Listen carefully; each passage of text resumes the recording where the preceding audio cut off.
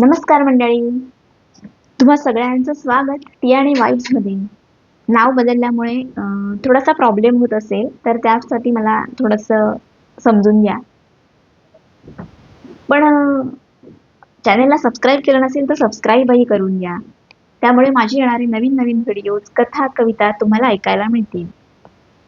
तर बरेच दिवस काही व्हिडिओ करता आला नाही, तर आज तसंच कारण होतं, म्हणून आज व्हिडिओ घेऊन आलेले आहे. आज काय आहे? आज आहे भोगी. भोगी आणि मकर संक्रांत ह्या सणांचं प्राचीन महत्व काय आहे याबद्दल आपण थोड्याशा काही गोष्टी जाणून घेणार आहोत आपण आज. तर भोगी हा सण का साजरा केला जातो? तर मुळात भोगी म्हणजे या शब्दाचा अर्थ होतो आनंद घेणारा किंवा उपभोगणारा. म्हणजेच नवीन वर्षाची सुरुवात आनंद आणि उपभोगणे असा मानला जातो. भोगीच्या दिवशी इंद्रदेवाची पूजा केली जाते, कारण देवराज इंद्र हा पाऊस आणि समृद्धीचा देव आहे. त्यामुळे शेतकरी पावसासाठी आणि पिकासाठी या देवाची पूजा करतात. या दिवशी आपण शेकोटी पेटवून नकारात्मकता जाळली पाहिजे. आणि या दिवशी बघा, आपली आई आजी आपल्याला सांगायची, किंवा या दिवशी वेगवेगळ्या पदार्थांमध्ये तीळ मिसळायचे. तर ते तीळ का मिसळायचे? कारण थंडीचे दिवस असतात आणि तिळामध्ये खूप उष्णता असते. तर आपल्या शरीराला सुद्धा उष्णता मिळावी या दृष्टीने सगळ्या पदार्थात तीळ मिसळले जातात. आणि या दिवशी आपण भोगीची भाजी करतो. तर ती भाजी म्हणजे काय? तर नवीन जी पिकं आलेली असतात, नवीन भाज्या येतात या दिवसात. हा नवीन भाज्यांचा मोसम असतो. तर या दिवसात येणाऱ्या नवीन भाज्या, या भाज्यांची मिक्स भाजी केली जाते. तर त्यात मटार असू देत, वांगी असू देत, गाजर असू देत, अशा बऱ्याच भाज्या ज्या या मोसमामध्ये तयार होतात आणि ज्या नवीन असतात, ताज्या असतात, त्यांची भाजी केली जाते. तर ही भाजी आपण खाल्ली पाहिजे या दिवशी, आणि या भाजीचं महत्व या दिवशी जास्त असतं. तीळ घालून ही भाजी केली जाते, किंवा आपण भाकरीमध्ये सुद्धा तीळ घातले जातात. भाकरी सुद्धा आपण ज्वारीची करतो, कारण त्यात उष्णता असते. ज्वारी पण उष्ण आहे. त्यामुळे असे काही आयुर्वेदिक उपयोग सुद्धा आहेत आपल्या या सणांचे. आणि आपल्या हिवाळ्यात कफ वाढलेला असतो, वातदोष वाढलेला असतो, आणि पहाटेची उष्णता ही ऊर्जादायक मानली जाते. म्हणून सकाळी शेकोटी पेटवायची. थोडक्यात काय, तर सगळी नकारात्मकता, सगळे हेवे दावे किंवा नात्यातील मतभेद विसरून आपण नवीन वर्षाची सुरुवात करूया, असा या सणांचा अर्थ आहे. तर त्यानंतर दुसऱ्या दिवशी येते मकर संक्रांत. मकर संक्रांत हा सण असा सण आहे की जो दरवर्षी 14 तारखेला येतो. अगदी क्वचित 15 तारखेला येत असावा, पण 14 तारखेलाच येतो. तर मकर संक्रांत म्हणजे काय? तर सूर्य धनु राशीतून मकर राशीत प्रवेश करतो, म्हणून आपण याला मकर संक्रांत म्हणतो. म्हणजे सूर्य दक्षिणायन सोडून उत्तरायण सुरू करतो, आणि त्यामुळे उबदारपणा वाढलेला असतो हवेतला. या दिवसापासून दिवस मोठे आणि रात्र लहान होऊ लागते.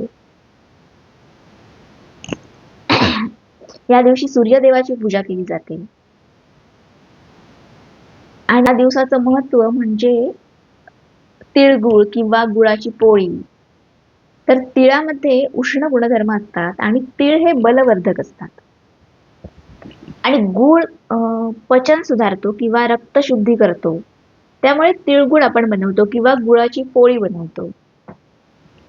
तर असं सुद्धा काही महत्व आहे या सणांचं. फक्त मजा म्हणून नाही, पण एक आयुर्वेदिक दृष्टीने या सणांकडे बघितलं तर त्याचंही महत्व तुम्हाला पटेल.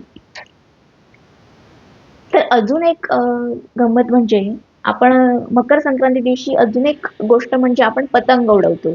लहानपणी बघा, आपण छतावर जाऊन पतंग उडवायचो, आणि काटली रे काटली असं म्हणायचो आणि मग आई आपली खालून म्हणायची ये रे खाली तिळगुळ तयार आहेत. तर हे तिळगुळ त्यासाठीच असायचे. आणि पतंग उडवणं ही फक्त एक मजा नव्हती. तर त्या निमित्ताने आपण उन्हात उभं राहायचो आणि मकर संक्रांती दिवशी सूर्यस्नान म्हणजे ह्या काळातलं सूर्यस्नान हे खूप महत्वाचं आहे. कारण त्यामुळे आपल्याला डी जीवनसत्व मिळतं, उष्णता मिळते. आणि डी जीवनसत्व आपल्या शरीरासाठी खूप आवश्यक आहे. आपण मुद्दाम उन्हात जात नाही, तर पतंग उडवण्याच्या निमित्ताने आपण उन्हात जातो आणि त्यामुळे आपल्याला ही जीवनसत्व मिळतात. तर खेळांचं नुसतं मजा नाही तर अशा प्रकारचं महत्त्व सुद्धा आहे. त्यामुळेच आपण हे खेळ खेळले पाहिजेत. या सणांची माहिती आपल्या मुलांनाही दिली पाहिजे, जेणेकरून त्यांनाही या गोष्टी माहीत होतील. तर असे हे सण असतात आणि त्यानंतर मकर संक्रांती दिवशीचं महिलांसाठीचं उत्सुकतेचं कारण म्हणजे हळदी-कुंकू. नवीन साडी, नवीन दागिने आणि आता आपल्या आज ओटीत काय वाण म्हणून मिळेल याची उत्सुकता. तर पूर्वीच्या काळी नवीन पिकं यायची या दिवसात. त्यामुळे नवीन पिकांचंच वाण बायका द्यायच्या हळदी-कुंकवाला. आता काळानुरूप बदल झाले आहेत. नवीन पिकांच्या ऐवजी वस्तू आलेल्या आहेत. म्हणजे मिक्सर असू दे, कुकर असू दे, भांडी, ताटं, वाट्या. तर हे काळानुरूप बदलत असतं आणि ते निसर्ग नियम आहे. पण कितीही बदल झाले तरी एक गोष्ट ही नेहमीची आहे तो म्हणजे आनंद. आनंद देणे आणि आनंद घेणे हेच या सणामधून आपण शिकलं पाहिजे. तर मकर संक्रांती जसा आपल्या महाराष्ट्रात साजरा केला जातो तसंच या दिवशी इतर राज्यातही वेगवेगळ्या नावाने हे सण साजरे केले जातात. तर महाराष्ट्राप्रमाणे गुजरातमध्ये हा सण उत्तरायण म्हणून साजरा होतो. आंध्र प्रदेशामध्ये संक्रांती म्हणून साजरा होतो. तमिळनाडूमध्ये पोंगल या नावाने साजरा होतो आणि पंजाबमध्ये लोहडी या नावाने साजरा केला जातो. नावं वेगळी पण आनंद एकच. थोडक्यात काय नात्यातील कटुता बाजूला ठेवून मतभेद बाजूला ठेवून नात्यात गोडवा आणणं महत्वाचं आणि त्यासाठीच आपण म्हणतो तिळगुळ घ्या गोड बोला. म्हणजे तिळगुळामध्ये जसा गोडवा आहे तसाच आपल्या आयुष्यामध्येही गोडवा यावा यासाठीच हे सण. तर सुद्धा अशी असावी कारण हिवाळ्याचा शेवट असतो. त्यामुळे स्निग्ध पदार्थ खावेत आणि तेल मालिश करावं, सूर्यस्नान करावं. तर अशी ही जीवनशैली. तर शेतकऱ्यांसाठी का असतो हा महत्वाचा सण? या काळात नवीन धान्यांची कापणी झालेली असते. रब्बी पिकांच्या कापणीचा हा काळ असतो आणि शेतकरी थोडक्यात निसर्गाचे आभार मानत असतात. कारण ऋतुचक्रच आपल्याला सगळं शिकवत असतं, देत असतं. त्यामुळे निसर्गाचे आभार मानणं सुद्धा खूप गरजेचं आहे. तर अशा ह्या सगळ्या दृष्टीने महत्व असलेले हे सण आहेत आणि ते आपण साजरे केले पाहिजेत अशा पद्धतीने की जेणेकरून सगळ्यांना आनंद होईल, आपल्या नात्यातील कटुता दूर होईल, मतभेद विसरले जातील. तर असाच आपण साजरा करूया हा सण आणि या सणाच्या निमित्ताने मी हा एकच संदेश देईन की गोड बोला, मतभेद विसरा, नाती घट्ट करा आणि सकारात्मकतेने पुढे चला. तर पुढे जाऊया ना. मला एक श्लोक वाचायचा आहे. या संक्रांतीच्या निमित्तानेच एक आयुर्वेदिक श्लोक आहे बघा, तुम्हालाही तो आवडेल. तिलगुड संयुक्त मन्नम सेवनम हितकारकम वातश्लेष्महरं हरं नित्यं देहाग्निवर्धनं परम्. उत्तरायण सूर्ये तु विशेषतः आहार विहारयुक्तस्यात् आरोग्यम चिरजीवनम. तर याचा मराठीतला अर्थ आहे तीळ व गुळयुक्त अन्न सेवन केल्याने वात व कफदोष शांत होतात आणि शरीरातील जठराग्नी वाढतो. सूर्य उत्तरायणात प्रवेश करताना ऋतुसंधीचा काळ असतो. त्यावेळी योग्य आहार विहार केल्यास दीर्घकाळ आरोग्य लाभते. बघा, मी जसं म्हटलं त्याप्रमाणेच आयुर्वेदिक महत्व सुद्धा खूप आहे या सणांचं, या संक्रांतीचं.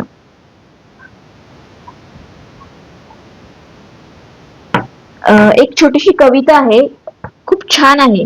ही कवितेचं नाव पण आयुर्वेदिक मकर संक्रांती असं आहे. बघा, तुम्हाला खूप आवडेल. हिवाळ्याच्या कडाक्यात देह मागे उष्णतेची साथ. हिवाळ्याच्या कडाक्यात देह मागे उष्णतेची साथ. आयुर्वेद सांगतो गुपित, निसर्गाशी जुळवा नाळ. तीळ उष्ण स्निग्ध गुणधारी, तीळ उष्ण स्निग्ध गुणधारी, वातदोष करतो शांत. गुळ देतो शक्ती देहाला, गुळ देतो शक्ती देहाला, अग्नी ठेवतो प्रज्वलंत. सूर्य वळतो उत्तरायणात, शरीरही होते सज्ज. सूर्य वळतो उत्तरायणात, शरीरही होते सज्ज. ऋतुसंधीत बदल शिकवतो आहार विहाराचा सजग साज. ऋतुसंधीत बदल शिकवतो आहार विहाराचा सजग साज. तिळगुळ घ्या गोड बोला, ही नाही फक्त रीत. तिळगुळ घ्या गोड बोला, ही नाही फक्त रीत. आयुर्वेद म्हणे आरोग्यात, गोडवा हीच खरी प्रीत. गोडवा हीच खरी प्रीत. वा, किती छान आहे ना ही कविता. तुम्हालाही आवडली असेल. तर तुमच्याकडे मकर संक्रांती कशी साजरी केली जाते मला कमेंट करून नक्की सांगा. आणि व्हिडिओ आवडले असल्यास लाईक, शेअर, कमेंट करायला विसरू नका. आपण भेटूया पुढच्या व्हिडिओमध्ये. तोपर्यंत काळजी घ्या.